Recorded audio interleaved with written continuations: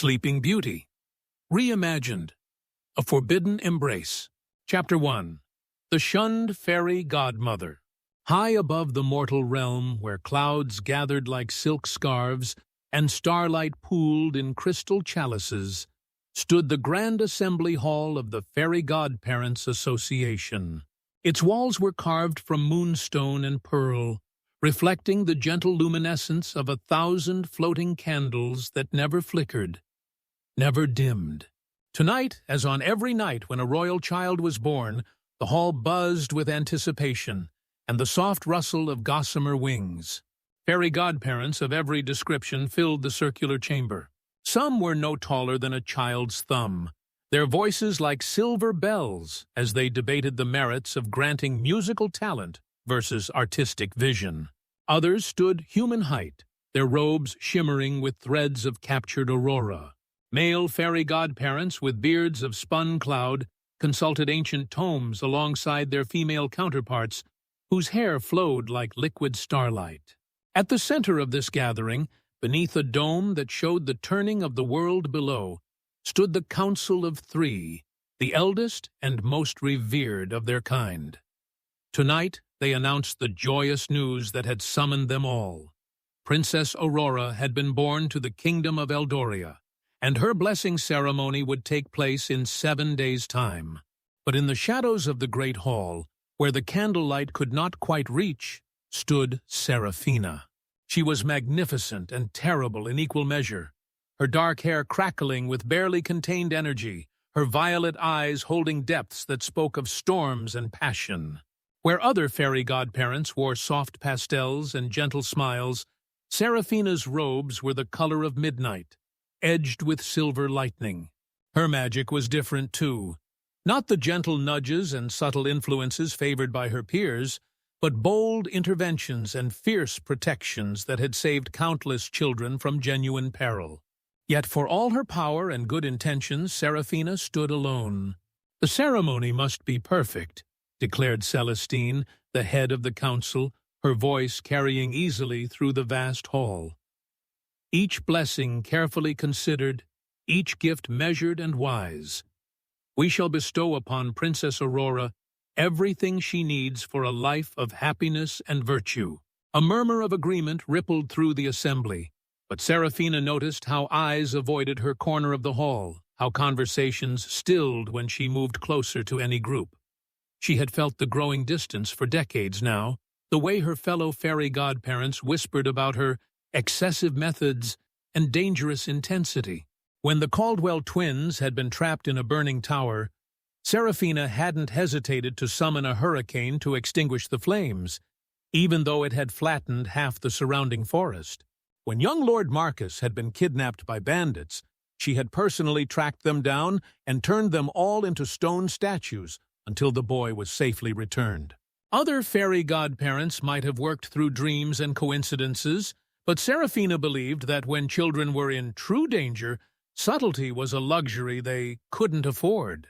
The council had called her reckless, her peers had called her unpredictable, and nay, as the list of chosen godparents for Princess Aurora's ceremony was read aloud, Seraphina heard name after name, but never her own. As the assembly began to disperse, fairy godparents chattering excitedly about their upcoming gifts, Seraphina approached the council's platform. Perhaps there had been some mistake. Perhaps her name had simply been overlooked. "Celestine!" she called out, her voice cutting through the gentle babble like a sword through silk. The eldest fairy godmother turned, her expression carefully neutral. "Seraphina, how may we assist you?" "The ceremony?" Seraphina said, fighting to keep her tone level. "I noticed my name was not called. Surely every fairy godparent is invited to bless the new princess." Celestine exchanged glances with the other council members. Around them, the remaining fairy godparents grew quiet, sensing the tension in the air. "The council has decided," Celestine said carefully, "that this blessing requires a more traditional approach. The Kingdom of Eldoria has specifically requested our most gentle and harmonious godparents." The words hit Seraphina like a physical blow. Traditional, gentle, harmonious. Everything she was not, everything she had never been allowed to be in this world of whispered magic and subtle influence. "I see," she said, her voice deadly quiet. "And who, precisely, made this request?" But even as she asked, Serafina already knew. She could see it in the way Celestine's eyes flickered with guilt, in the way the other council members refused to meet her gaze. This hadn't come from the mortal king at all. This was the association's decision, their final judgment on the fairy godmother who had never learned to dim her light to make others comfortable. As the last of the fairy godparents filed out of the hall, discussing flower petals and gentle breezes and all the soft, pretty things they would bestow upon the princess, Serafina stood alone in the vast chamber. The floating candles seemed dimmer now, casting her shadow long and dark across the moonstone floor. For 3 centuries, she had protected children. She had saved them from monsters and madmen, from plagues and pirates, from every form of evil that dared to threaten innocence. And this was how they repaid her dedication, with exclusion, with whispers, with the cold shoulder of propriety. But Princess Aurora would not go unblessed by Serafina. Oh no, if they wanted to see what dangerous really looked like, she would give them a lesson they would never forget. Chapter 2. The Fateful Letter. 3 days had passed since the assembly, and Serafina had retreated to her tower sanctuary at the edge of the fairy realm, built into a crag of black volcanic glass that jutted impossibly high into the star-filled sky. Her home reflected her nature, dramatic, solitary, and touched with an otherworldly beauty that few dared to appreciate up close. Thunder rolled across the heavens as Serafina paced her circular study, her bare feet silent on floors inlaid with meteoric silver. Shelves carved directly into the obsidian walls held her collection of protective talismans, emergency potions, and the grateful letters from families whose children she had saved over the centuries. Each memento told a story of decisive action, of a fairy godmother who chose to act rather than merely influence. She paused before a mirror framed in lightning-struck wood, studying her reflection. Her violet eyes held storms, and her midnight hair seemed to move with a life of its own. Perhaps she was too intense for their gentle sensibilities. Perhaps her magic did burn too bright, her compassion too fierce. But in all her years of service, she had never harmed an innocent child, only those who threatened them. A sharp knock echoed through the tower, cutting through the rumble of distant thunder. Serafina frowned. No one visited her anymore, not since the whisper campaigns had begun in earnest. She descended the spiral staircase, her hand trailing along the smooth volcanic glass, and opened the heavy door. A royal messenger stood on her threshold, resplendent in the blue and gold livery of Eldoria. The young man's face was pale beneath his cap, and his hands trembled slightly as he held out an envelope sealed with crimson wax. "Lady Serafina," he said, his voice carefully formal despite his obvious nervousness. "A message from their Royal Majesties, King Aldrich and Queen Isabel of Eldoria." Serafina accepted the letter, noting how the messenger stepped back quickly, as if her very presence might contaminate him. The royal seal bore the image of a phoenix rising. How fitting, she thought bitterly. "You may go," she said, and the messenger needed no further encouragement. He bowed hastily and disappeared into the swirling mists that surrounded her tower. Back in her study, Serafina broke the seal with a flick of her finger, purple sparks dancing across the wax as it melted away. The parchment was of the finest quality, cream-colored and watermarked with the royal arms. But as her eyes moved across the elegant script, the luxury of the materials only made the cruelty of the words more acute. To the fairy Serafina, "We write to inform you of our daughter, Princess Aurora's upcoming blessing ceremony, to be held in 5 days' time at the castle of Eldoria. After careful consideration and consultation with the Fairy Godparents Association, we have determined that your presence at this sacred event would not be appropriate. The concerns for our daughter's well-being and the harmony of the ceremony require us to request that you respect our wishes by remaining absent from this and all future royal celebrations. We trust you will understand that this decision has been made in the best interests of our kingdom and our child. We ask that you honor this request and refrain from any involvement in our daughter's life, magical or otherwise. By royal decree, King Aldrich and Queen Isabel of Eldoria. Serafina read the letter once, twice, 3 times, each reading driving the words deeper into her heart like poisoned daggers. The formal language couldn't disguise what this truly was, a rejection so complete and final that it took her breath away. Concerns for our daughter's well-being. As if she were some sort of monster, some dark creature who brought harm to children instead of salvation. The fairy godmother who had personally pulled 12 children from a collapsing bridge, who had outwitted a dragon to rescue twin princes, who had spent sleepless nights weaving protection spells around endangered infants. This fairy godmother was now deemed too dangerous to bless a newborn princess. The letter crumpled in her grip, and the parchment began to smoke, as her magic responded to her emotional turmoil. Purple flames danced along the edges before she forced herself to release it, watching it flutter to the floor like a dying bird. Lightning crashed outside her tower, illuminating the study in stark, harsh light. In that moment of brilliant white, Serafina saw herself clearly alone, rejected, branded as dangerous by the very people she had devoted her life to protecting.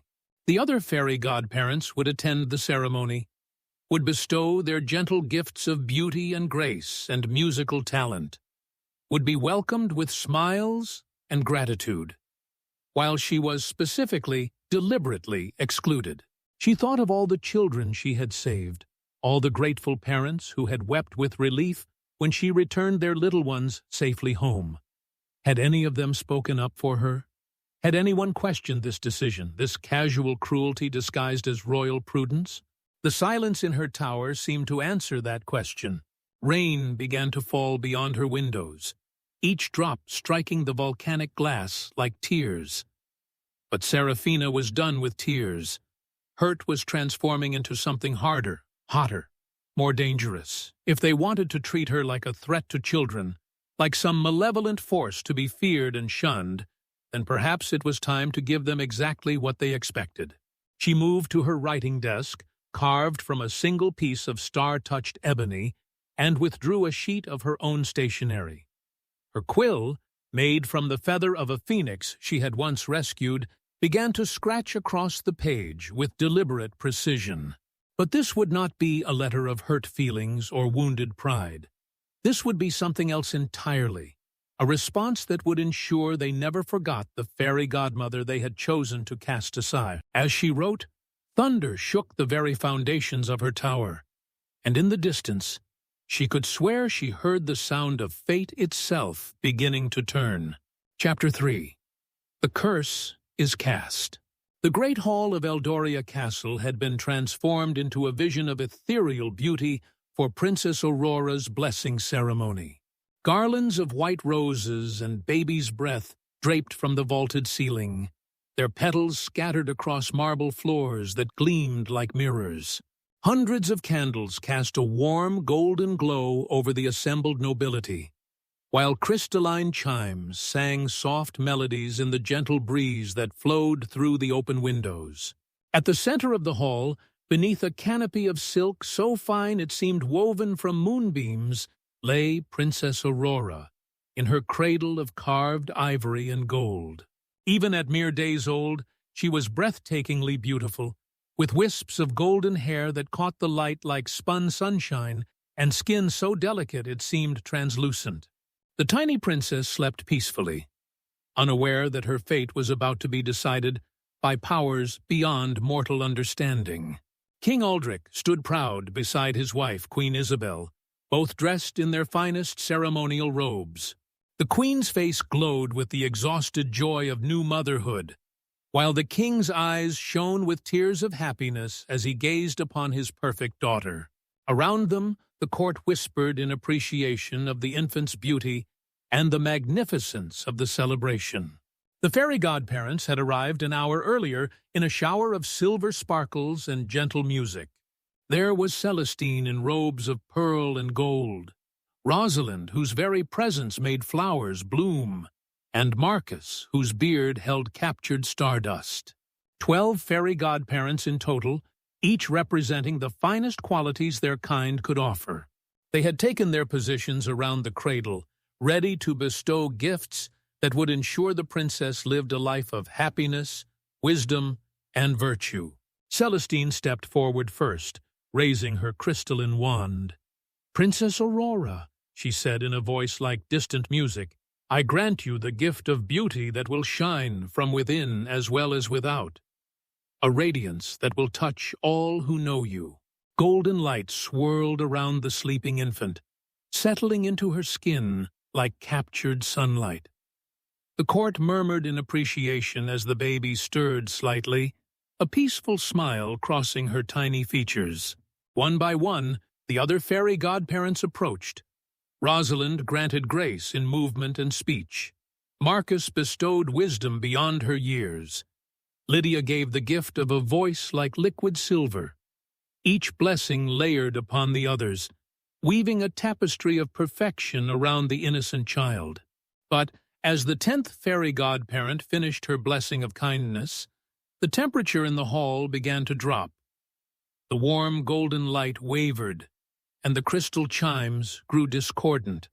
A wind that had not been there moments before began to stir the flower petals, sending them spiraling through the air like snow. King Aldrich frowned, looking toward the windows. "Close the—" His words died as darkness began to pool in the center of the hall. Not the gentle darkness of evening, but something deeper, more absolute. The candles flickered as if a great wind had passed through the room, though the air had become strangely still. From the heart of that unnatural shadow, Seraphina materialized. She appeared like a force of nature given form, her midnight robes billowing around her as if she stood in the center of a hurricane, her violet eyes blazing with power and pain. Lightning crackled along her fingertips, and her dark hair moved as though it were made of living shadow. The temperature plummeted further, and frost began to form on the windows despite the warm spring day outside. The court erupted into chaos. Nobles stumbled backward, some fainting outright at the terrible beauty of the uninvited fairy godmother. Guards reached for their swords, though what mortal weapon could touch one of the fae? Even the other fairy godparents stepped back, their faces pale with shock and growing fear. "Seraphina!" Celestine's voice cut through the screams and confusion. "You were not invited to this ceremony. By order of the association and the crown, you must leave immediately." Seraphina's laugh was like thunder echoing in a canyon. "Not invited?" she repeated, her voice carrying to every corner of the hall, despite her speaking barely above a whisper. "How interesting. For 3 centuries I have protected the children of this realm. I have saved them from dragons and demons, from plague and pirates, from every evil that dared threaten their innocence. And now, when the most precious child is born, I am deemed too dangerous to offer my blessing." King Aldrich stepped forward, trying to shield his wife and child with his body. "Lady Seraphina, please, we meant no offense. We simply thought—" "You thought nothing!" Seraphina's voice rose, and the very stones of the castle trembled. "You listened to whispers and rumors, to those who fear what they cannot control. You branded me dangerous without trial, without question, without even the courtesy of an explanation." The other fairy godparents began to form a protective circle around the royal family, their own magic rising to meet the threat. But Seraphina's power dwarfed theirs, fed by centuries of righteous purpose, now twisted by betrayal and pain. "You want dangerous?" she continued, raising her hands as purple lightning danced between her fingers. "You wish to see what happens when a protector of children is rejected, cast aside, treated like a monster. Then let me give you a gift worthy of your fears." "Seraphina, no!" Celestine cried, but it was too late. The rejected fairy godmother turned her blazing gaze upon the innocent baby sleeping in her golden cradle. For just a moment, her expression softened, and something like regret flickered in her violet eyes. This child had done nothing wrong. This perfect, beautiful infant was as much a victim of her parents' prejudice as Seraphina herself. But the moment passed, consumed by the fire of her rage. "Princess Aurora," Seraphina declared, her voice now carrying the weight of magical law, "since I am deemed too dangerous to protect you, I shall give you something that will teach your parents the true meaning of fear. When you reach the flower of your adulthood, when you are 18 years old, you shall fall into a sleep deeper than death itself." The curse began to weave itself around the baby, visible as threads of dark purple light that pulsed with terrible purpose. "And what shall trigger this eternal rest?" Seraphina continued, her smile sharp as a blade. "Not a spinning wheel or a poisoned apple. Such things can be avoided, destroyed, locked away. No, your curse shall be carried within every human heart, impossible to escape. You shall fall into endless sleep the moment another person embraces you with love, with comfort, with simple human compassion. The very touch that could heal your heart shall be the thing that destroys you."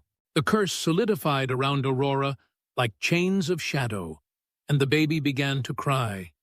Not the normal wail of an infant, but something deeper, more primal, as if she already sensed the terrible fate that had been woven into her very being. "No!" Queen Isabel screamed, reaching for her daughter, but the remaining fairy godparents held her back. "From this day forward," Seraphina continued relentlessly, "no embrace shall she know, no tender touch, no loving arms to comfort her fears. She will live knowing that the very affection she craves will be her doom. Love itself shall be forbidden to her until it finally claims her life." The other fairy godparents rallied then, their combined power rising like a silver storm to battle the curse. They could not break it. Seraphina's magic was too strong, too perfectly crafted in the white heat of her fury, but they could modify it, soften its edges. "The curse shall hold," Celestine gasped, pouring all her strength into the working. "But it need not be eternal. True love's kiss shall wake her, should such a love ever be found." But even as the other fairy godparents wove their modification into the curse, they spoke it quietly, ensuring that this small hope remained hidden. Let the royal family believe the curse was absolute. Perhaps in their desperation, they would find a way to prevent it entirely. Seraphina watched their efforts with cold satisfaction. Even softened, her curse would serve its purpose. The king and queen would live every day knowing that their daughter's greatest need, human love and affection, was also her greatest danger. "Remember this day," she said, her voice now deadly quiet, as her form began to fade back into shadow. "Remember what your prejudice and fear have wrought. You wanted me gone? Very well. But Princess Aurora will carry the mark of your rejection for the rest of her life." And with that, Seraphina vanished, leaving behind only the echo of thunder and the lingering scent of ozone.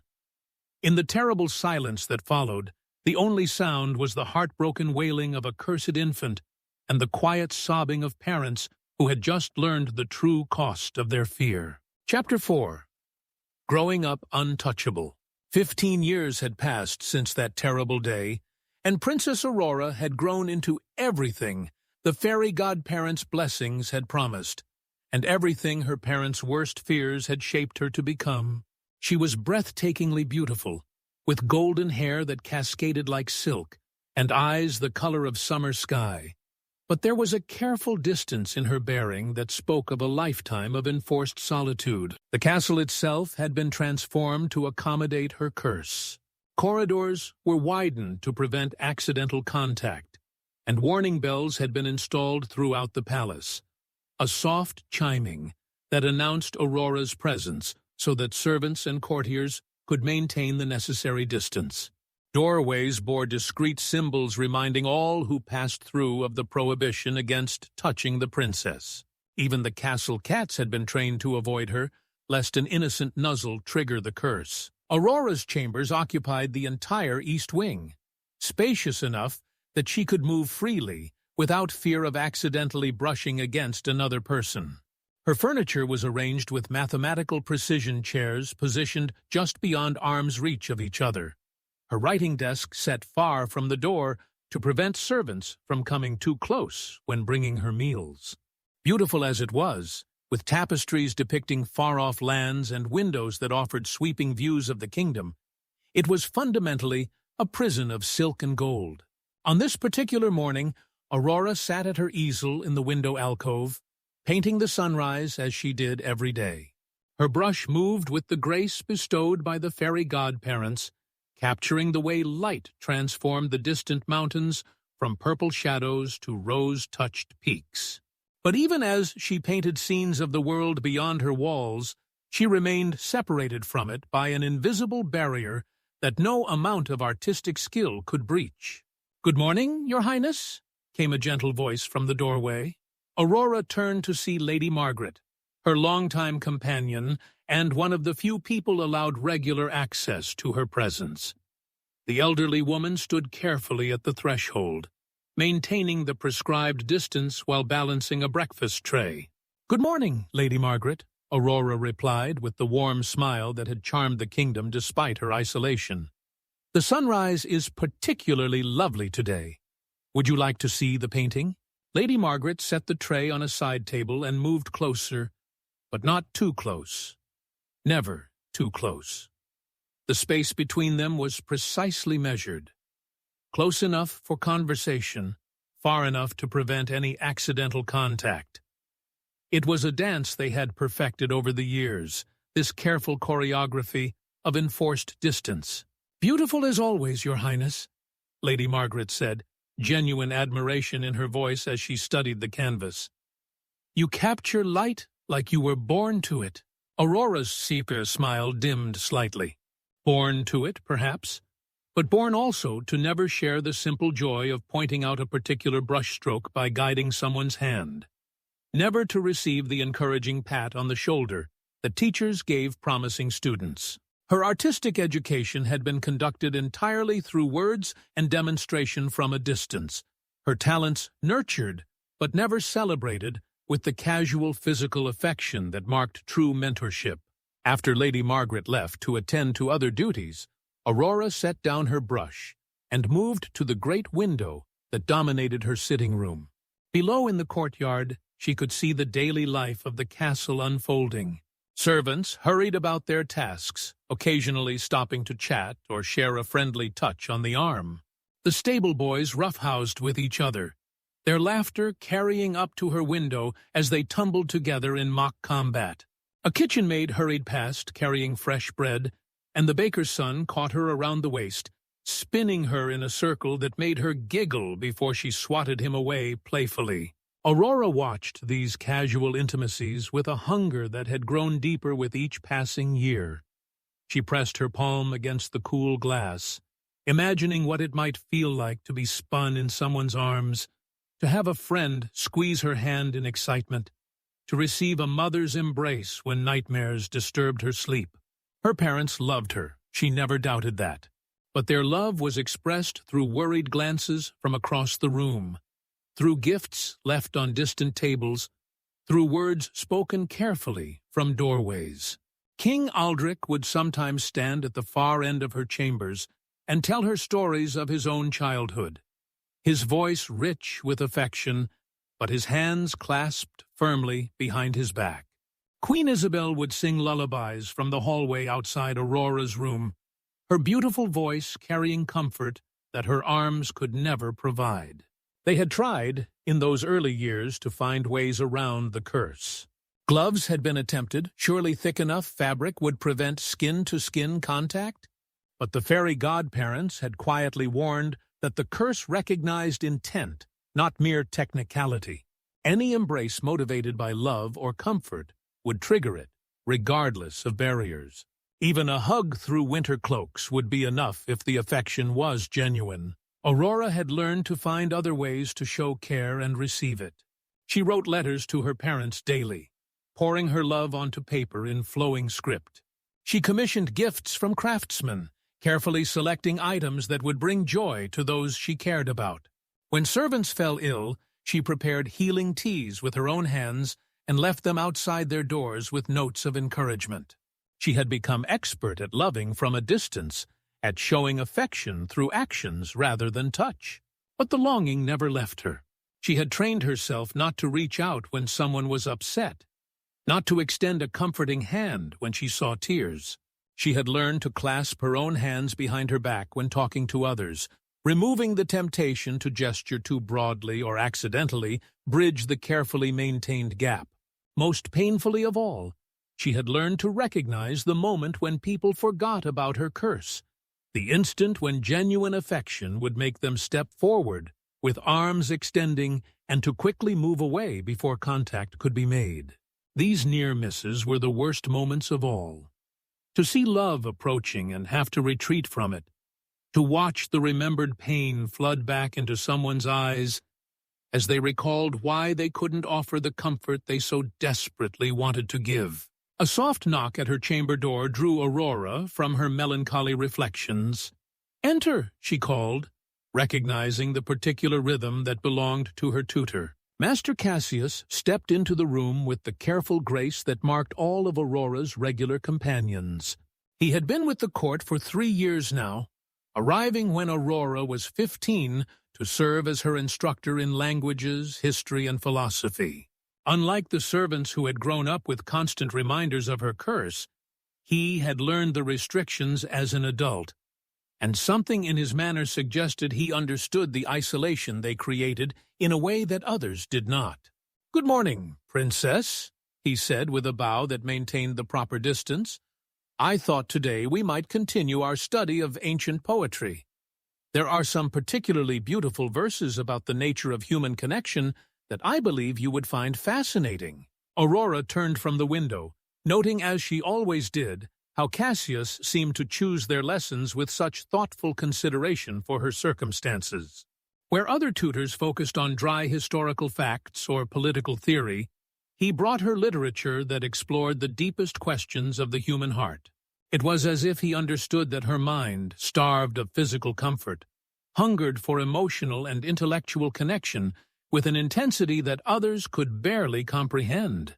"That sounds wonderful," she replied, settling into her chair while he took his position at the designated teaching distance. "Master Cassius, may I ask you something?" "Of course, Your Highness."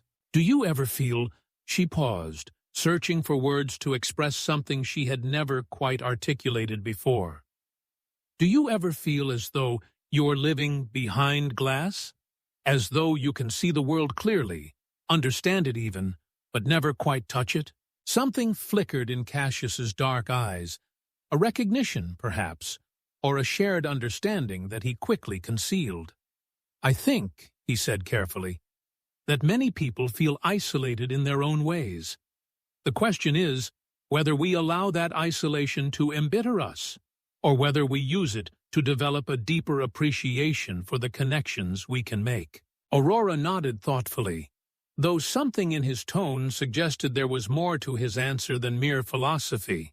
She had noticed that Master Cassius often seemed to speak from personal experience rather than academic knowledge, and there were moments when she caught him looking at her with an expression she couldn't quite interpret, something deeper than the careful sympathy she was accustomed to receiving.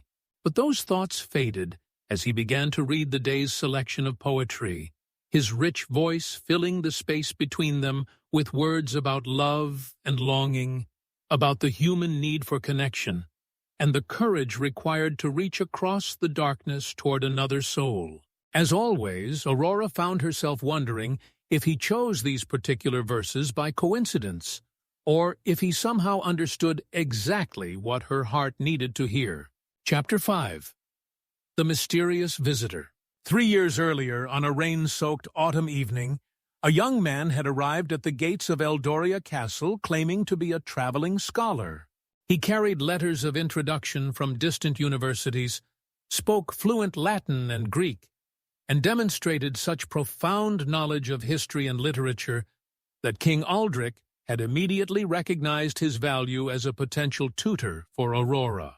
What the king did not know was that this scholar, who called himself Master Cassius Thorn, was, in truth, the son of the very fairy godmother who had cursed his daughter.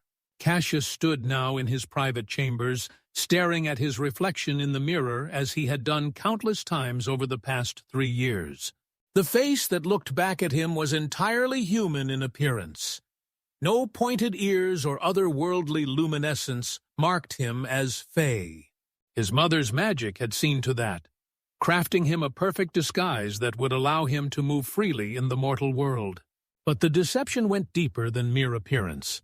When Seraphina had sent him to observe Princess Aurora, she had used ancient magic to temporarily suppress his fey nature, making him as mortal as any human for the duration of his mission. The transformation was not without cost. He aged as humans did, felt fatigue and hunger, and could be injured by ordinary weapons.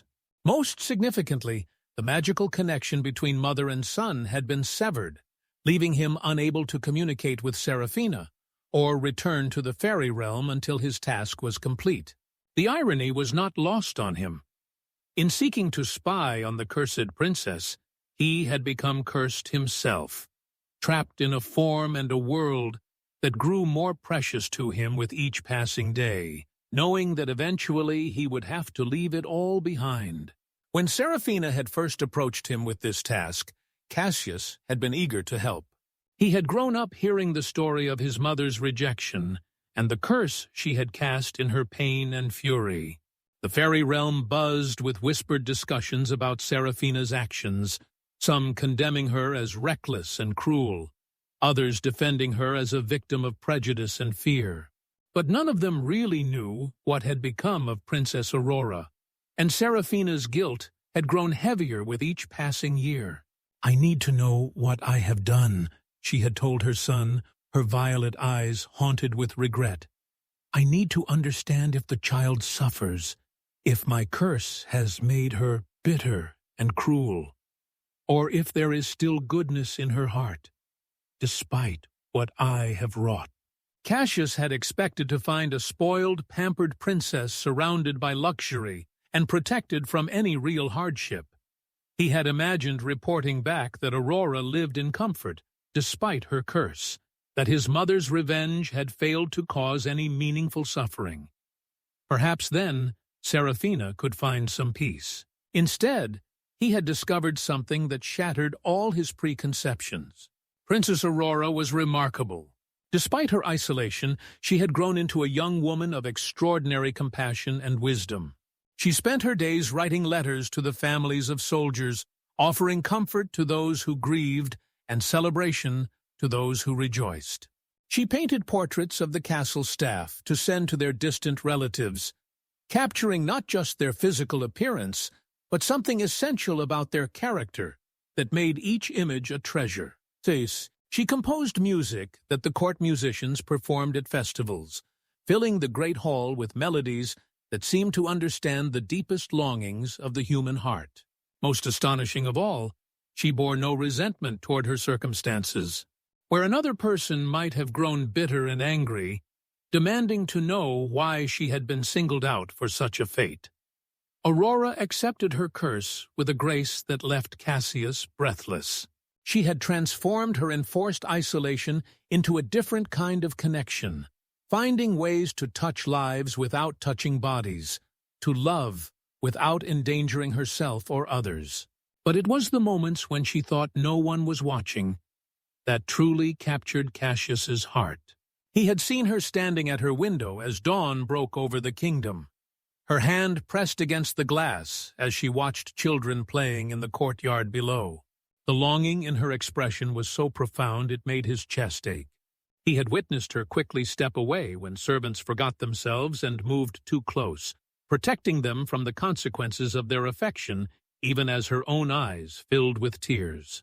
He had watched her sleep, murmuring in dreams about being held and comforted, her arms wrapped around herself in unconscious mimicry of the embraces she could never receive. And slowly, impossibly, Cassius had fallen in love with her.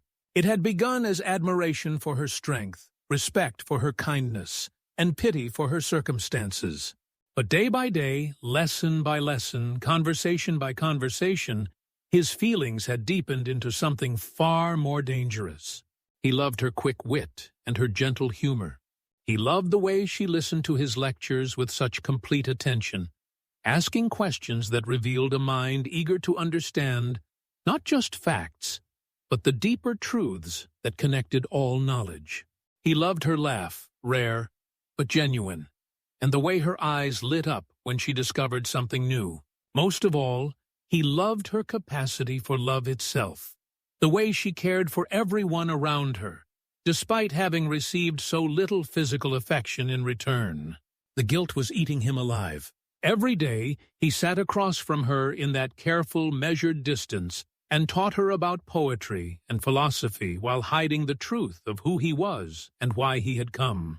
Every evening, he returned to his chambers and stared at the reports he was supposed to be writing for his mother clinical observations about Aurora's condition and character that felt like betrayals with each word.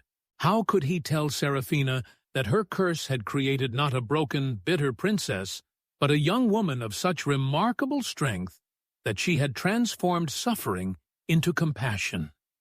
How could he explain that Aurora's isolation had not destroyed her capacity for love, but had instead refined it into something pure and selfless? And how could he admit that he, the son of the fairy godmother who had cursed her, had fallen hopelessly in love with Princess Aurora? The worst part was seeing the way she looked at him sometimes, a warmth in her eyes that suggested her feelings might mirror his own. She had grown to trust him as she trusted few others, sharing her thoughts and dreams with an openness that made him feel simultaneously honored and wretched. She spoke to him about her longing for connection, her acceptance of her fate, her determination to find meaning and joy despite her limitations. If she knew who he really was, if she discovered that he had come here to spy on her for the very woman who had cursed her, that trust would shatter. The friendship that had become the most precious thing in his life would turn to hatred and betrayal. She would never forgive him, and he would not blame her. But with each passing day, the deception became harder to maintain. When she smiled at him, he wanted to tell her everything. When she shared her fears and hopes, he longed to comfort her not as a distant tutor, but as someone who truly understood isolation and the pain of being judged for things beyond one's control. When she spoke wistfully about love and connection, he ached to tell her that she was loved, completely and desperately, by someone who would give anything to be able to hold her without consequences. 3 years of this sweet torture had passed, and Aurora's 18th birthday was now only months away. Soon, the curse would reach its full power, and any embrace would trigger the eternal sleep. The careful protocols that had protected her throughout her childhood would become matters of life and death. Cassius touched the letter he had been writing to his mother. Another report that said nothing of importance, nothing of the truth that burned in his heart. He had been sent here to observe and report, but he had found something far more dangerous than information. He had found a reason to stay. And as Aurora's birthday approached, he found himself praying to whatever powers might listen that somehow, some way, he could find the courage to tell her the truth before it was too late, and that when he did, she might find it in her extraordinary heart to forgive the son for the sins of his mother. Chapter 6. Forbidden Love Blooms. The library of Eldoria Castle had become their sanctuary, a place where Aurora and Cassius could speak freely without the constant interruptions of court life or the watchful eyes of protective servants. Tall windows let in streams of golden afternoon light that danced across leather-bound volumes and illuminated manuscripts, while the soft scratch of quill on parchment provided a gentle rhythm to their conversations. Aurora sat at her usual table, positioned carefully so that she could face Cassius without either of them being tempted to lean too close. Today's lesson had officially ended an hour ago, but neither seemed inclined to leave. These extended discussions had become the highlight of both their days, though neither would admit it aloud. "Tell me about your travels before you came here," Aurora said, setting down her pen and looking at him with curious eyes. "You've mentioned universities in distant lands, but what were the people like? What did you see that you'll never forget?" Cassius felt the familiar stab of guilt at her innocent question. Every story he told had to be carefully constructed, drawn from his mother's tales of the mortal world rather than his own limited experience beyond the fairy realm. But over the years, he had learned to weave truth into his fiction, sharing genuine emotions even if the circumstances were fabricated. "I remember a small village in the mountains," he said slowly, his voice taking on the thoughtful tone Aurora had come to treasure. The people there had so little in terms of material wealth, but they had something far more precious. When someone was in trouble, the entire community would rally around them. When there was joy to celebrate, everyone shared in it. I watched an old woman teaching a group of children to weave, and each time one of them mastered a difficult stitch, she would wrap them in the biggest hug and spin them around in celebration. Aurora's expression grew wistful. "That sounds wonderful, to live in a place where affection is so freely given." "But you know," Cassius continued, leaning forward slightly before catching himself and settling back, "watching them taught me that connection isn't just about physical touch. The woman was teaching them something far more valuable than weaving. She was showing them what it meant to be part of something larger than themselves. And that lesson would stay with them long after the memory of the hug had faded." "You always do that," Aurora said with a soft smile. "Do what?" "Find ways to help me see that what I lack isn't the only form of love that matters. You have a gift for taking my moments of sadness and transforming them into something hopeful without dismissing the sadness itself." Cassius felt his heart race at her words. How could she see him so clearly while remaining blind to who he really was? "Perhaps it's because I understand something about isolation myself," he said quietly, the admission slipping out before he could stop it. Aurora's eyes sharpened with interest. "Do you? But you've traveled so widely, met so many people." "Physical proximity doesn't always equal true connection," he replied, walking dangerously close to revealing too much.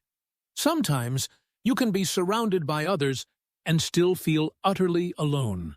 Sometimes the very thing that should bring you closer to people, your nature, your family, your circumstances, becomes the thing that sets you apart." They sat in comfortable silence for a moment, both lost in thoughts they couldn't fully share. Aurora studied Cassius's profile as he gazed out the window, noting, as she had many times before, how his expressions sometimes seemed to carry weights far heavier than a young scholar should bear. There were moments when she caught glimpses of something deeper in his dark eyes, not just sympathy for her situation, but a personal understanding that went beyond mere intellectual compassion. "Cassius," she said softly, "may I ask you something that might be too personal?" He turned to meet her gaze, his heart hammering against his ribs. "Of course." "Do you ever feel, that is, have you ever—" She paused, color rising in her cheeks as she struggled with words she had never spoken aloud. "Have you ever cared for someone in a way that made you wish the world were different than it is?" The question hung between them like a bridge. Neither dared to cross. Cassius stared at her, seeing in her face the same longing that kept him awake at night, the same careful hope that he carried in his own heart. "Yes," he whispered, the word barely audible. "Yes, I have." Aurora's breath caught. "And what did you do about it?" "I treasured every moment I could have with that person," he said, his voice rough with emotion. "I tried to show my care in every way that was possible. even if the most important ways were forbidden to me. And I hoped that somehow, someday, the barriers between us might fall away. Even knowing they might never fall, even then, because some feelings are worth holding on to, even if they can never be fully expressed. Some people are worth loving, even if that love can never be completely fulfilled. Aurora felt tears prick at her eyes. She had never heard anyone speak about love with such gentle resignation, such fierce tenderness despite the pain it caused. It was exactly how she felt about the impossible emotions that had grown in her heart, feelings she had been too afraid to name, even to herself. "I think," she said carefully, "that I am beginning to understand what you mean." Their eyes met across the measured distance between them, and in that moment, both understood that they were no longer speaking in hypotheticals. The air between them seemed to shimmer with the weight of unspoken confessions, with the terrible and beautiful truth that they had found in each other exactly what they had never dared to hope for. Cassius wanted to tell her everything then, who he was, why he had come, how much she had come to mean to him.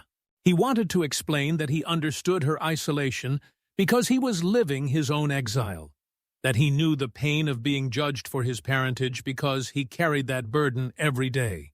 Most of all, he wanted to tell her that she was loved, completely and desperately, by someone who would give anything to be worthy of her.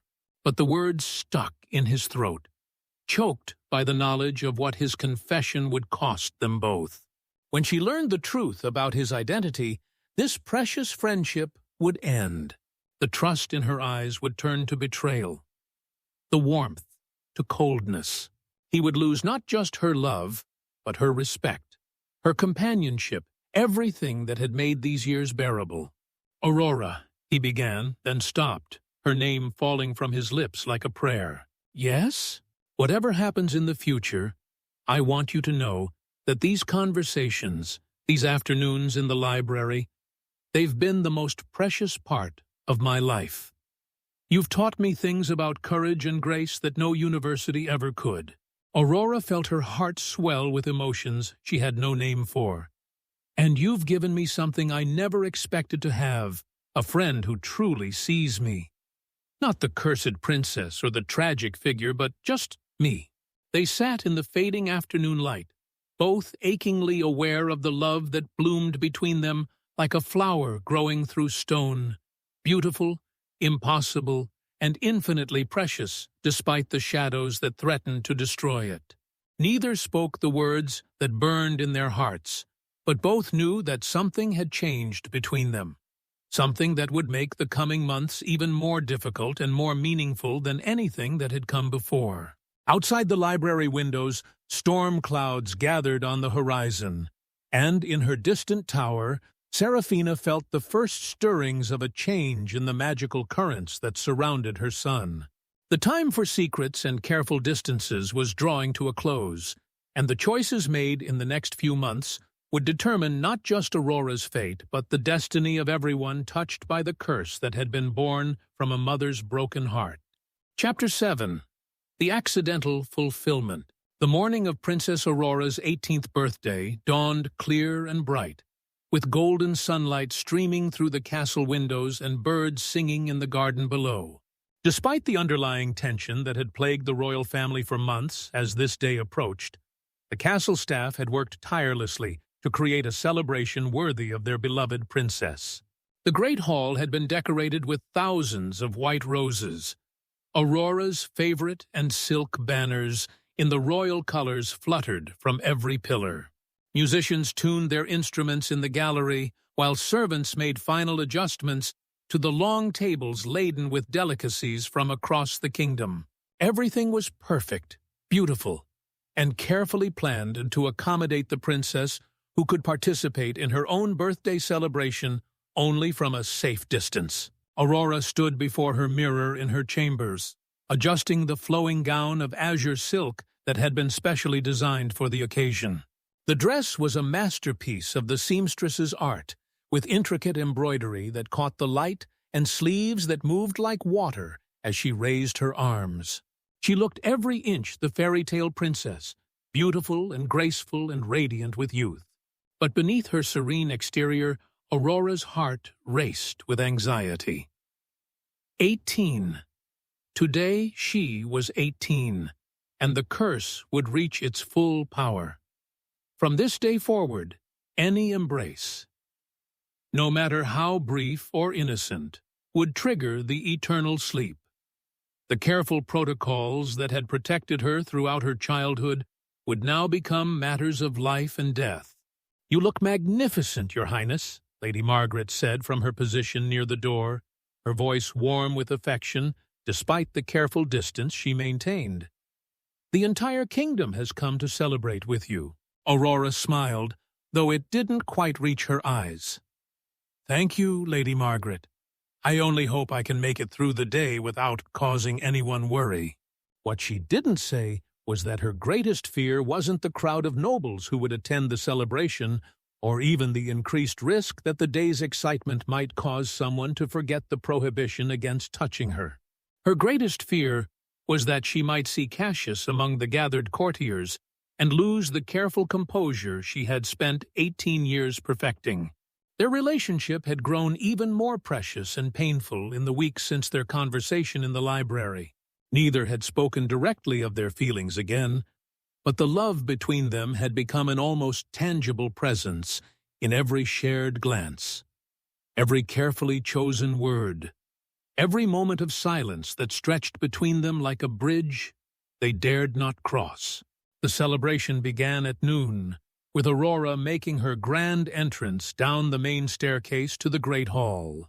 She moved with the fluid grace that was her fairy-given gift, her gown trailing behind her like liquid starlight. The assembled nobility rose as one, their faces bright with genuine affection for the princess who had captured their hearts despite her inability to accept their physical expressions of love. King Aldrich and Queen Isabel stood at the foot of the stairs, their pride and worry warring visibly on their faces. They had aged considerably in the past year, the stress of watching their daughter approach this dangerous milestone taking its toll on both of them. But today, they wore their most magnificent robes and their brightest smiles, determined to give Aurora a birthday worthy of her grace and courage.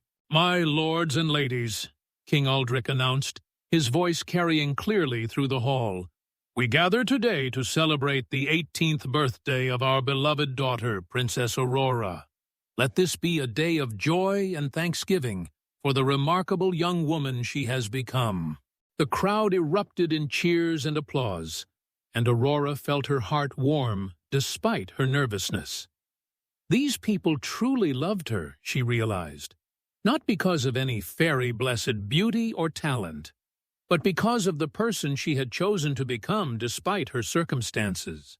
The celebration proceeded smoothly for the first few hours. Aurora moved through the hall like a graceful dancer, maintaining perfect distance while engaging warmly with her guests. She accepted their birthday wishes with genuine pleasure, admired the gifts they had brought from a safe distance, and even managed to laugh at the court jester's elaborate performance. Cassius stood with the other members of the royal household, watching Aurora with a mixture of pride and heartbreak. She was luminous today, every inch the princess of legend. But he could see the careful tension in her movements, the way she constantly monitored the space around her to ensure no one came too close.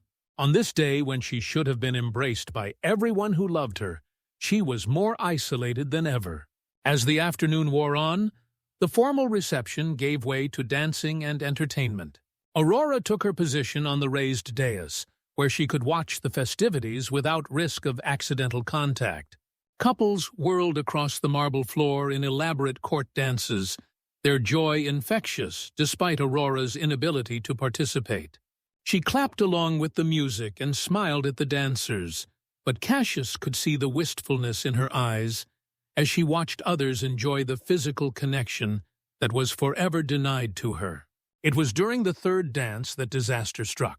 Aurora had risen from her chair to get a better view of a particularly complex figure being performed by the younger courtiers. As she moved toward the edge of the dais for a clearer view, her heel caught in the intricate embroidery of her gown's train. She stumbled, her arms windmilling as she tried to regain her balance, but the weight of the heavy silk pulled her inexorably toward the marble steps. The hall erupted in chaos as nobles cried out in alarm, but they were all too far away to help. Aurora fell forward, her hands reaching out desperately to break her fall as she tumbled toward the unforgiving stone steps that could seriously injure or even kill her. Sir Garrett, barely 20 years old and newly appointed to the castle guard, stood at his post beside the dais.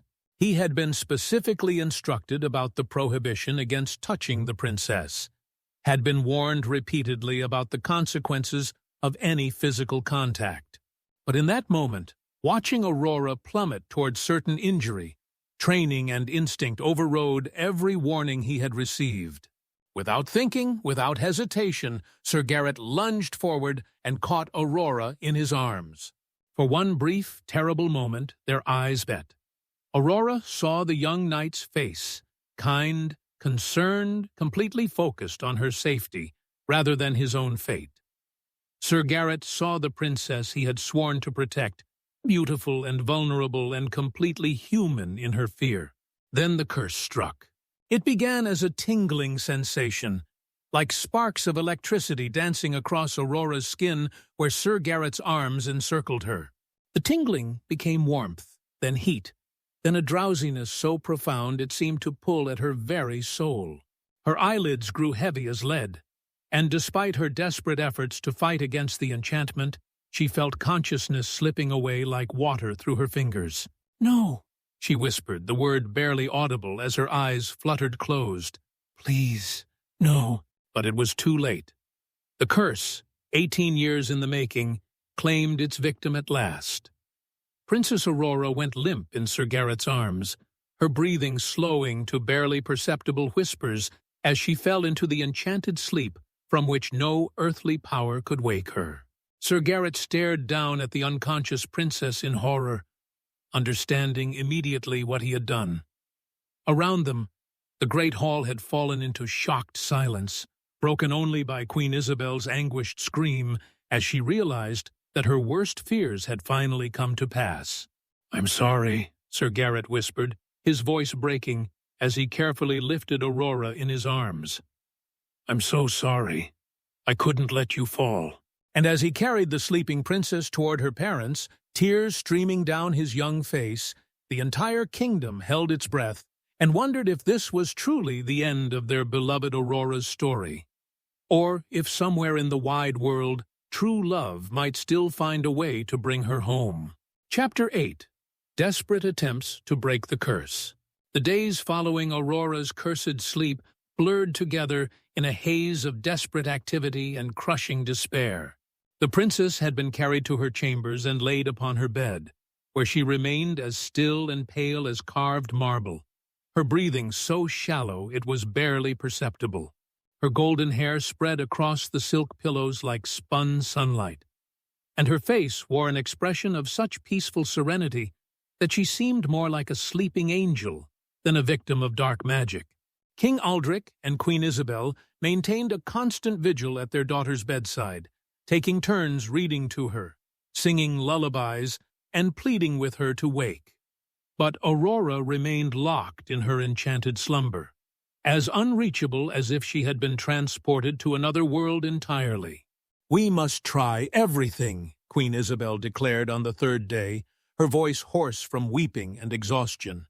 "Every healer, every wise woman, every scholar of magic in the kingdom and beyond, someone must know how to break this curse."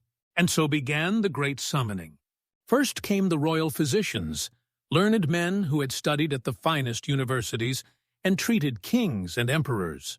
They examined Aurora with every tool of their trade, checking her pulse, listening to her breathing, testing her reflexes. But their pronouncement was unanimous. Physically, there was nothing wrong with the princess. Her body was perfectly healthy, trapped in a sleep that no earthly medicine could touch. Next arrived the herbalists and hedge witches, weathered women who knew the secret properties of every plant that grew in the kingdom's forests.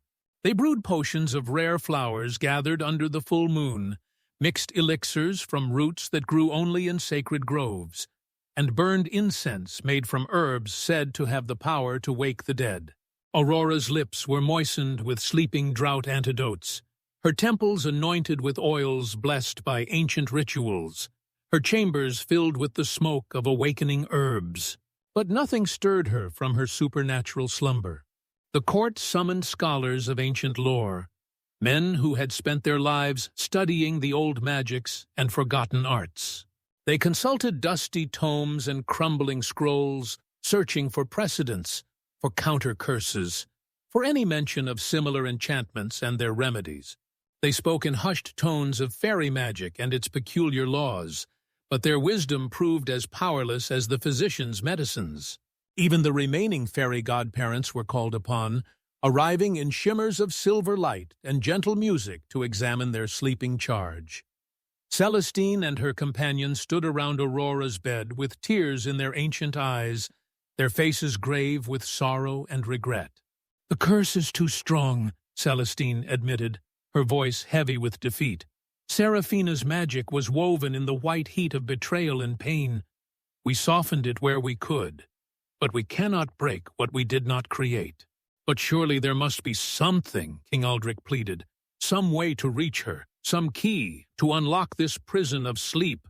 The fairy godparents exchanged meaningful glances, but they held their tongues about the modification they had secretly woven into the curse. The hope of true love's kiss seemed so impossible, so fragile, that they dared not raise expectations that might never be fulfilled. After 2 weeks of failed attempts by every magical expert in the known world, Queen Isabel proposed a different approach. "Perhaps," she said, her voice trembling with desperate hope, "it isn't magic we need, but love." The curse was born from rejection and isolation. Maybe what Aurora needs isn't a cure, but connection, the voices and presence of those who truly care for her. And so began the Parade of Hearts. They brought Aurora's childhood friends, young nobles who had grown up alongside her despite the careful distances her curse required. Lady Catherine spoke of their shared love of painting, recounting every conversation they had shared about art and beauty. Lord Edmund read aloud from the books of poetry Aurora had recommended to him, his voice breaking as he remembered her insights into the verses about love and longing. The castle servants came next, a steady stream of people whose lives Aurora had touched with her kindness. Cook Mary, who had prepared special treats for the princess's lonely birthdays, wept as she described how Aurora always remembered to thank her personally for every meal. Thomas the gardener brought flowers from Aurora's favorite rosebush, telling her sleeping form about how the blooms had thrived under her gentle encouragement. Lady Margaret, who had been Aurora's constant companion, held vigil for 3 days straight, sharing every precious memory of the young woman she had helped raise. They brought the people Aurora had helped throughout the kingdom families she had comforted in their grief, children she had encouraged in their studies, merchants she had aided with her wisdom and influence. Each person shared their story of how the untouchable princess had touched their lives, how her care and compassion had made them better people. But Aurora slept on, unmoved by the outpouring of love and gratitude that filled her chambers. Sir Garrett, the young knight whose heroic instincts had triggered the curse, was perhaps the most heartbroken of all. He came daily to kneel beside Aurora's bed, begging her forgiveness and pleading with her to wake. His fellow knights tried to comfort him, reminding him that he had acted to save her life, that any one of them would have done the same. But guilt consumed him, and he could not be consoled. "I was sworn to protect her," he whispered to her sleeping form, tears streaming down his face. "I failed you in the worst possible way. Please, princess, please forgive me and come back to us." But even his genuine remorse and desperate love could not break through the walls of enchanted sleep. As the 3rd week dawned with no change in Aurora's condition, King Aldrich and Queen Isabel sat in their private chambers. Exhausted and hollow-eyed with grief, they had tried everything, called upon every possible source of help, and nothing had worked. Their daughter remained as unreachable as ever, trapped in a sleep that seemed destined to last forever. "There must be someone," Queen Isabel whispered, staring out at the kingdom that mourned with them. "Someone we haven't thought of. Someone who loves her enough to reach her where others cannot." It was then that King Aldrich noticed something that had been staring them in the face for weeks. Among all the friends, servants, nobles, and subjects who had come to try to wake Aurora, one person had been notably absent from their attempts. "Where is Master Cassius?" the king asked suddenly. Queen Isabel looked up, startled. "Cassius? He asked to be excused from the attempts. He said he didn't wish to intrude on our family's grief." But even as she spoke the words, Queen Isabel realized how strange that excuse really was. Cassius had been Aurora's closest companion for the past 3 years, her teacher and friend, the person who had shared her daily life more intimately than anyone except her parents. His absence from their desperate efforts was not respectful, it was suspicious, and as the royal couple looked at each other with sudden understanding, they both remembered the way Cassius looked at their daughter, the careful tenderness in his voice when he spoke to her, the pain that had shadowed his eyes since she had fallen under the curse. "Bring him," King Aldrich said quietly. "Bring Master Cassius to us immediately." For if their daughter was to be saved, it would not be by magic or medicine or the grateful affection of those she had helped. If Aurora was to wake, it would be through the one thing they had not yet tried, the love of someone who understood her isolation because he shared it, who valued her heart more than her beauty, who had seen her not as a cursed princess, but as a remarkable woman, worthy of complete devotion. The question was whether that love would be enough to break a curse born from a fairy godmother's broken heart. Chapter 9. The Truth Revealed. Cassius stood in the royal presence chamber, his hands clasped behind his back to hide their trembling.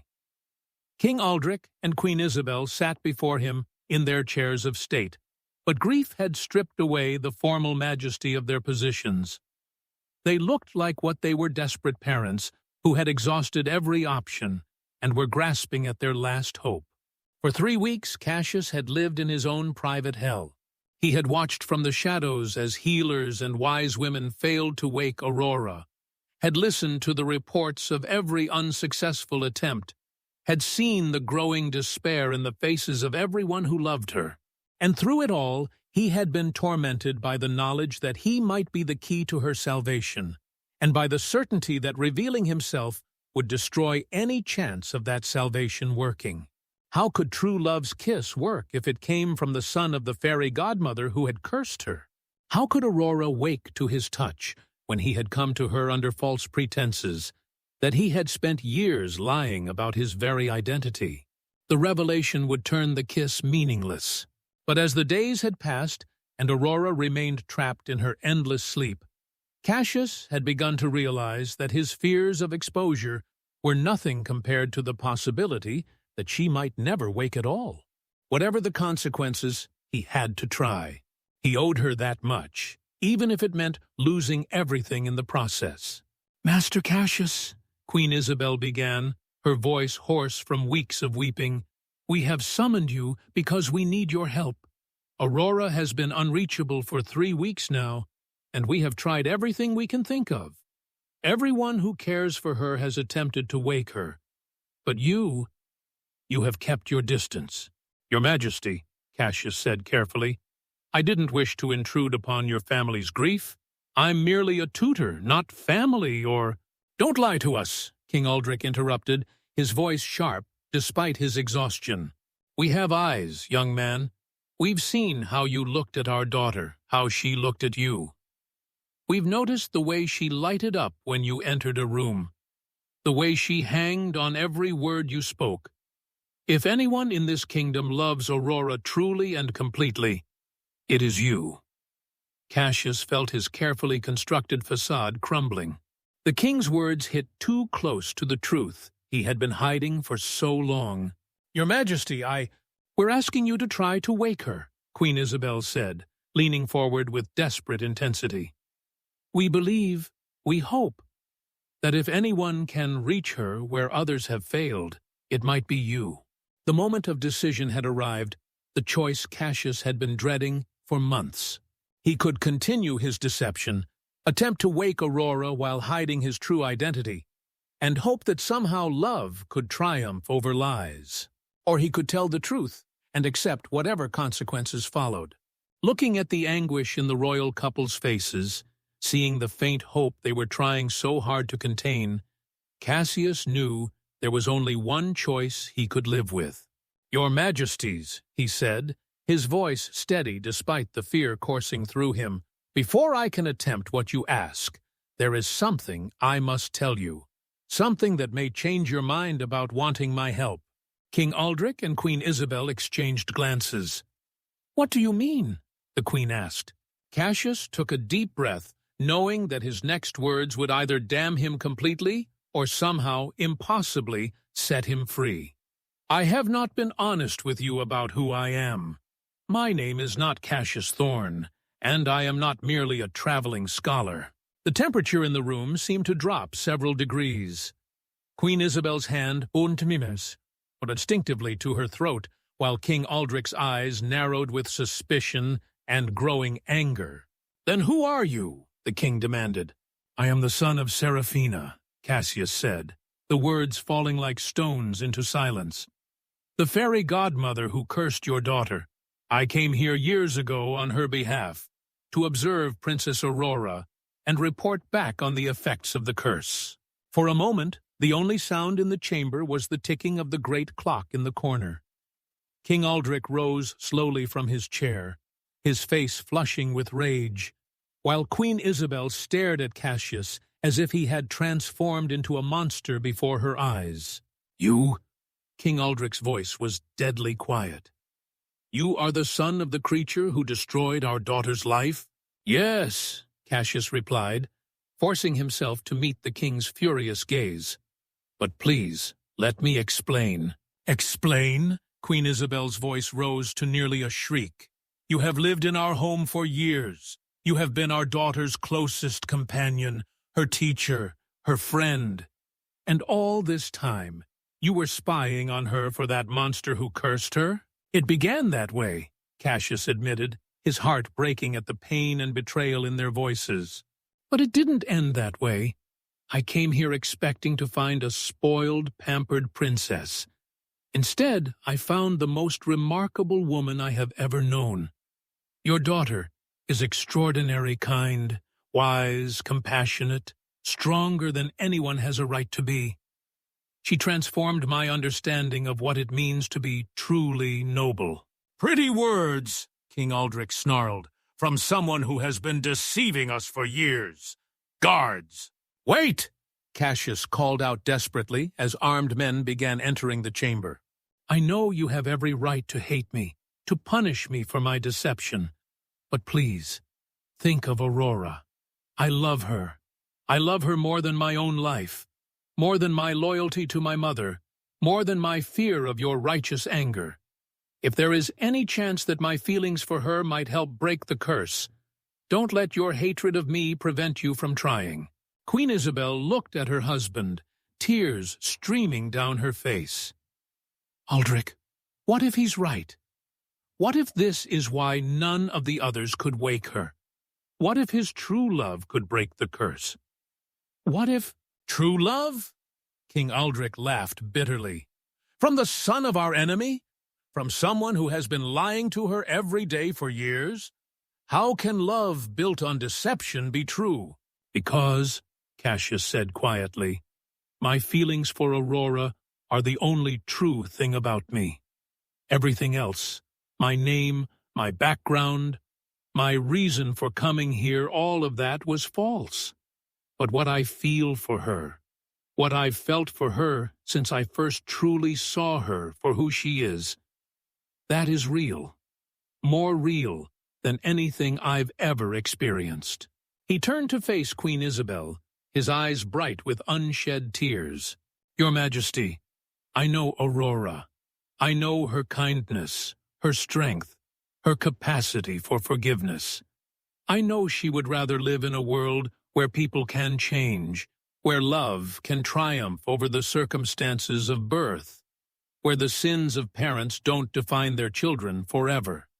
The question is whether you believe in that same world." Queen Isabel stared at him for a long moment, seeing past the young man's deception to the genuine anguish in his eyes. "You really love her," she whispered. "With everything I am," Cassius replied. "I would give my life for her happiness, my freedom for her safety, my very soul for her forgiveness. She is the best part of my world, and I would rather die than see her remain trapped in that endless sleep." King Aldrich looked between his wife and the young man who had just confessed to betraying their trust, weighing his anger against his desperation, his desire for vengeance against his love for his daughter. "If we allow this," he said finally, "if we let you try to wake her and you fail, you will be executed for your deception. And if you succeed—" He paused, struggling with emotions too complex to name. "If you succeed, we will have to find a way to forgive you, because our daughter's happiness means more to us than our own pain." Queen Isabel nodded slowly. "We were wrong to exclude your mother from Aurora's blessing ceremony," she said, the admission coming hard. "Our fear and prejudice helped create this tragedy. Perhaps it's fitting that the solution should come from the family we wronged." Cassius felt a surge of hope so intense it was almost painful. "Then you'll let me try?" "We'll let you try," King Aldrich confirmed. "But understand this. You get one chance. If it doesn't work, if our daughter remains trapped, because your love isn't strong enough or true enough to break the curse, then you will pay for your deception with your life." "I understand," Cassius said, and he meant it. Whatever happened next, he would finally be able to act on the love he had carried in secret for so long. He would be able to show Aurora, even if she never woke to know it, that she was loved completely and without reservation. As they prepared to return to Aurora's chambers, Cassius offered a silent prayer to whatever powers watched over star-crossed lovers and cursed princesses. "Let this work," he pleaded. "Let love be enough to undo the damage that fear and prejudice had wrought." The fate of everyone he cared about depended on the answer to that prayer. Chapter 10. Love Conquers All. Aurora's chambers had never seemed so filled with tension and hope as they did in this moment. Cassius stood beside her bed, his heart hammering against his ribs as he looked down at the sleeping princess who had become his entire world. She lay as still and pale as ever, her golden hair spread across the silk pillows like captured sunlight, her face serene in its enchanted slumber. King Aldrich and Queen Isabel flanked the bed, their faces etched with exhaustion and desperate hope. Behind them stood Lady Margaret, Sir Garrett, with tears still fresh on his young face, and several of the fairy godparents who had been summoned to witness this final attempt. The very air seemed to vibrate with the weight of 18 years of curse and 3 years of hidden love. "Before I try," Cassius said quietly, his voice barely above a whisper, "I need to tell her the truth, all of it. If this is to work, it must be built on honesty, not the lies I've been living." He knelt beside the bed, taking Aurora's limp hand in both of his own. Her skin was warm but unresponsive, her fingers delicate as flower petals in his grasp. "Aurora," he began, his voice breaking slightly on her name, "I don't know if you can hear me in whatever place the curse has taken you, but I need you to know who I really am. My name is not Cassius Thorn. I am the son of Seraphina, the fairy godmother who cursed you when you were born." Queen Isabel drew in a sharp breath, but Cassius continued, his words flowing like water from a broken dam. "I came here years ago to spy on you, to observe the effects of my mother's curse and report back to her. She was eaten alive by guilt and needed to know what she had done to you. I came expecting to find a spoiled princess living in luxury despite her curse. Instead, I found you." He lifted her hand to his lips, pressing a gentle kiss to her knuckles. "I found a woman of such extraordinary grace and strength that you changed everything I thought I knew about love, about nobility, about what it means to be truly beautiful. You took a stranger into your life and made him feel welcomed. You shared your thoughts and dreams with someone who didn't deserve your trust. You taught me that kindness isn't weakness, that forgiveness isn't foolishness, that love can exist even in the spaces between what we can have and what we desperately want." Tears streamed down his face as he spoke, his voice growing stronger with each word. "I love you, Aurora. I love your laugh and your wisdom and the way you see beauty in everything around you. I love your strength and your gentleness and the way you've turned isolation into compassion. I love you for who you are, not for your fairy blessed gifts or your royal blood, but for the remarkable woman you chose to become despite everything that tried to break you." Around the bed, the witnesses held their breath. Was it their imagination, or did Aurora's breathing seem slightly deeper? Did her pale cheeks hold the faintest hint of color? "I know I don't deserve your forgiveness," Cassius continued, his voice now steady with conviction. "I know that when you wake, if you wake, you may hate me for the deception I've lived. But I want you to know that every moment I've spent with you has been real. Every conversation, every shared laugh, every time I've watched you paint the sunrise or listened to you read poetry, those moments were true, even if everything else about me was a lie." He leaned closer, his face inches from hers. "I love you enough to let you go, if that's what you choose when you learn the truth. I love you enough to spend the rest of my life making amends for the pain my family has caused you. I love you enough to believe that love can be stronger than curses, that truth can overcome deception, that two people who understand isolation can find home in each other." And with those words, Cassius lowered his lips to Aurora's and kissed her with all the love and hope and desperate faith that had been building in his heart for 3 long years. The moment their lips touched, magic erupted through the room. It began as a warm golden light that seemed to emanate from Aurora herself, growing brighter and more radiant with each passing second. The light spread outward like ripples on a pond, touching everyone present with a sensation of overwhelming peace and joy. The very air seemed to sing with music too beautiful for mortal ears, and the scent of roses filled the chamber, despite the absence of any flowers. Aurora's eyes fluttered open. She looked up into Cassius's face, seeing the tears on his cheeks, the love and fear and hope burning in his dark eyes. For a moment, she simply stared at him, processing his words, understanding what he had confessed, realizing what his kiss had accomplished. "You're Seraphina's son," she said softly, her voice rusty from weeks of silence. "Yes," he whispered, preparing himself for her rejection. "You came here to spy on me. Yes, you've been lying to me for years." "Yes." His voice was barely audible now. Aurora was quiet for a long moment, her blue eyes searching his face. Then, to everyone's amazement, she smiled, the radiant, joyful smile that had captivated the kingdom since she was a child. "And you love me anyway," she said, reaching up to touch his cheek. "You love me enough to tell me the truth, even though you knew it might cost you everything." "I love you more than life itself," Cassius replied, hardly daring to believe that she wasn't pushing him away. "Then that's what matters," Aurora said simply. "People aren't responsible for their parents' choices, Cassius. You didn't curse me, your mother did, and she did it because she was hurt and angry and felt betrayed. I won't hate you for something you had no part in creating." She sat up slowly, accepting his help as she oriented herself after weeks of enchanted sleep. "Besides," she added with a gentle laugh, If you hadn't come here, if you hadn't been exactly who you are, including being Seraphina's son, would we have found each other? Would you have understood my isolation the way you do?